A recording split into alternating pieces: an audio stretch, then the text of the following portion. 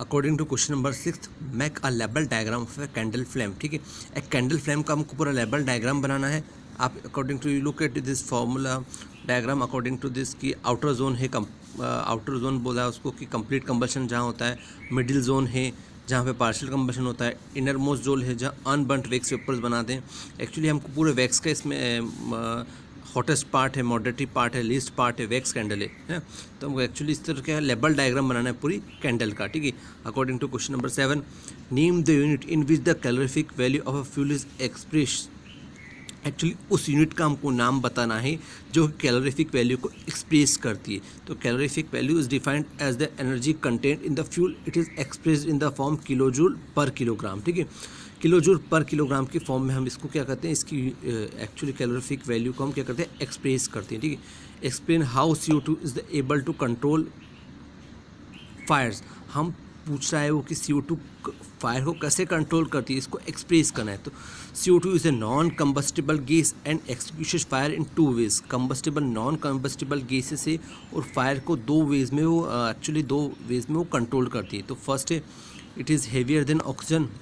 Actually oxygen के comparison में बहुत हेवियर होती है। That it covers the fire like a blanket, और फायर को कवर कर लेती है like a blanket. And cut off the contact between oxygen and fuel, और ऑक्सीजन और फ्यूल के बीच में कॉन्टैक्ट को क्या करती है, कट करती है। ठीक है, सेकंड है, इन cylinder CO2 is kept in the liquid form. हम देखते हैं कि सिलेंडर में CO2 के लिक्विड फॉर्म में प्रेजेंट होती है। ठीक है, when released it expand enormously, this brings down the temperature. Actually जब इसको रिलीज करते हैं तो टेम्परेचर को डाउन करते हैं फ्यूल का, which help in controlling the fire.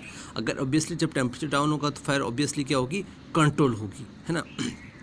It is difficult to burn a, next question है, it is difficult to burn a heap of green leaves but dry leaves catch fire easily. हम देखते हैं कि अगर green leaves को burn करना इतना आसान नहीं होता, बल्कि सूखी पत्तियां ड्राई लीव्स जो होती है आसानी से बर्न हो जाती है। ठीक है, रीज़न क्या है, a heap of green leaves मतलब ग्रीन लीव्स का जो बंच है contains a lot of moisture, बहुत सारा मॉइस्चर कंटेन करता है। It is hence its ignition temperature is high. इसी वजह से क्या होगा, हरी पत्तियों का इग्निशन टेम्परेचर क्या होगा, बहुत ज़्यादा हाई होगा। Therefore it doesn't catch a fire easily, इसी वजह से फायर को इजीली कैच नहीं करती। But dry leaves have no moisture content in, but की सूखी पत्तियों के पास क्या होता है, मॉइस्चर नहीं होता है। Hence ignition temperature is low, इसलिए इसका इग्निशन टेम्परेचर क्या होता है, बहुत लो होता है।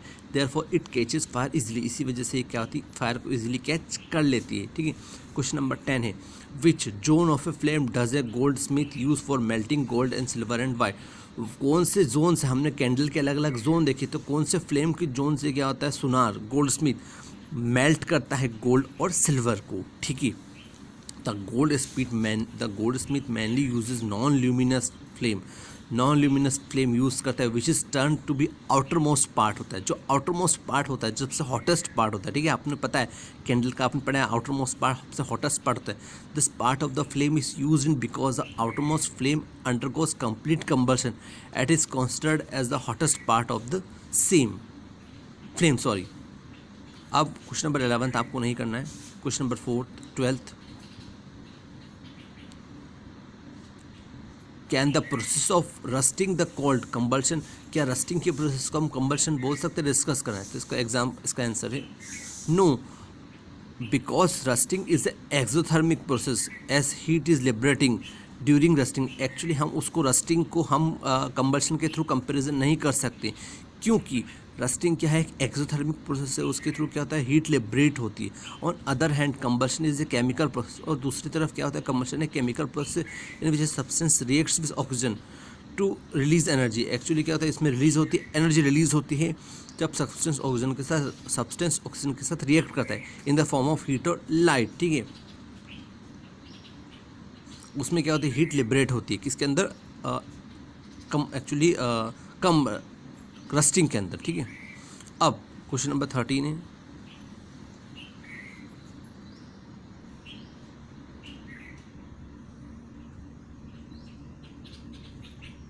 Yes, Abida and Ramesh were doing an experiment in which water was to be heated in a beaker. और अबिदा और रमेश ने एक एक्सपेरिमेंट किया जिसके थ्रू उसने बताया कि बीकर में वाटर को हीट किया गया। Abida kept the beaker near the wick in the yellow part of the candle flame.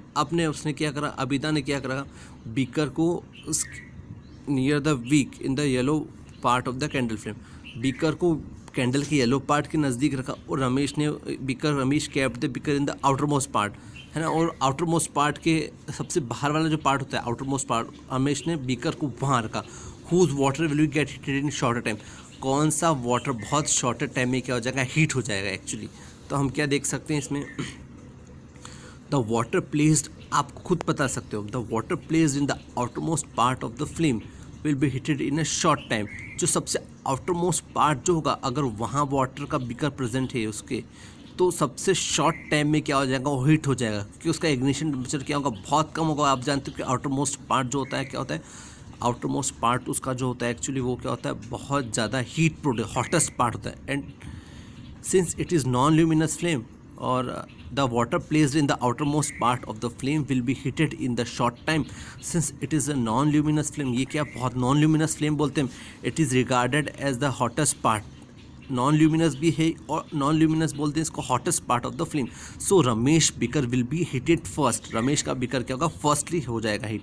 however Abida who placed the beaker in the luminous zone, non luminous जो yellow part is comparatively less hot, वो जो बहुत कम गर्म होता है, ठीक है।